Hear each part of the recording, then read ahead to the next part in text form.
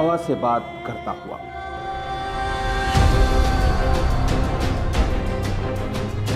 रेत के सीने को चीरता हुआ, बिजली की रफ्तार से कुछ हिंदुस्तानी सपूतों का एक छोटा सा कारवां तारीख के पन्नों में अपनी जगह बनाने, आंखों में एक अजीम मकसद लिए अरब की जमीन करबला की तरफ रवां है। हल मिन नासिरिन यंसुरना। नबी मोहम्मद साहब के नवासे इमाम हुसैन ने जब करबला में इंसानियत से यह सवाल किया, है कोई जो मेरी मदद को आए? इतिहास ने देखा कि इंसानियत से किए गए इस सवाल के जवाब में इमाम की मदद के लिए अपने घरों से जो हक परस्त निकले, वो रसूल का कलमा पढ़ने वाले मुसलमानों के साथ साथ कांधे पे जनेऊ डाले, माथे पे तिलक लगाए कुछ हिंदुस्तानी ब्राह्मण भी थे। ये वही वीर सपूत हैं जो मदद की शक्ल में हिंदू और मुसलमानों के बीच प्रेम की एक सुनहरी इबारत लिखने करबला जा रहे हैं।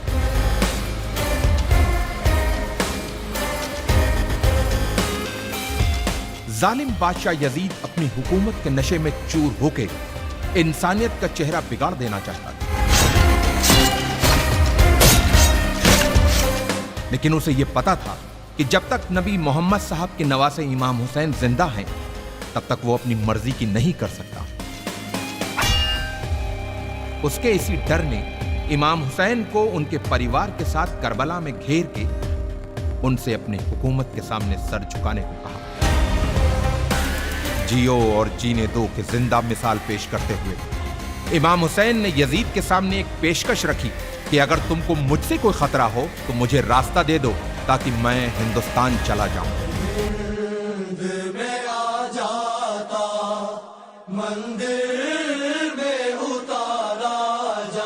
इमाम को दरियाए फरात के किनारे घेर लिया गया, उनके बच्चों और औरतों पर पानी बंद कर दिया गया।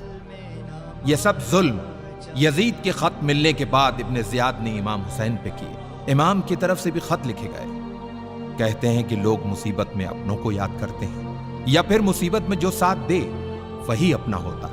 इमाम हुसैन ने अपने बचपन के दोस्त हबीब को खत लिखकर मदद को बुलाया और दूसरा खत करबला से दूर, बहुत दूर भारत के एक हिंदू राजा के नाम लिखा गया। इमाम हुसैन के बेटे अली इब्ने हुसैन ने अपने भाई भारत के राजा समुद्रगुप्त के नाम लिखा था यह खत। सुनने में अटपटा लगने वाले इस रिश्ते का इतिहास गवाह है। लगभग 1400 साल पहले की बात है। ईरान के बादशाह जो पारसी मजहब से थे, उनके दो बेटियां थी, मेहरबानो और शहरबानो।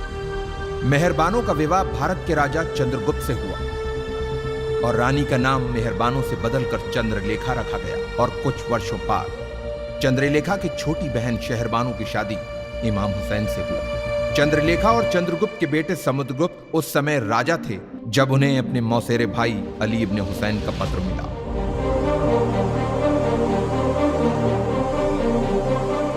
राजा समुद्रगुप्त ने जल्द ही वीर सैनिकों की एक टुकड़ी तैयार करके उसे करबला की तरफ रवाना किया।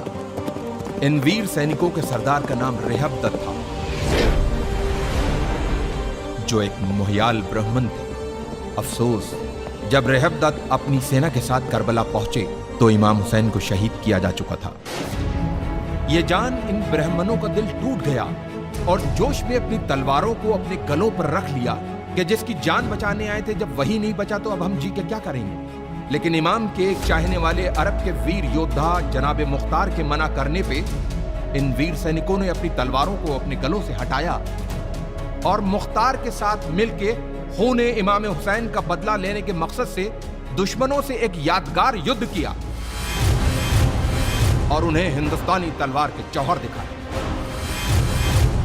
इन वीर सैनिकों ने करबला में जहां पड़ाव डाला था, उस जगह को हिंदिया कहते हैं, जो जगह आज भी उसी नाम से मौजूद है। इन ब्राह्मणों में से कुछ करबला में वीर गति को प्राप्त हुए, कुछ वहीं बस गए और कुछ अपने देश भारत चले आए। इतिहास इन वीर ब्राह्मणों को हुसैनी ब्राह्मण के नाम से जानता है।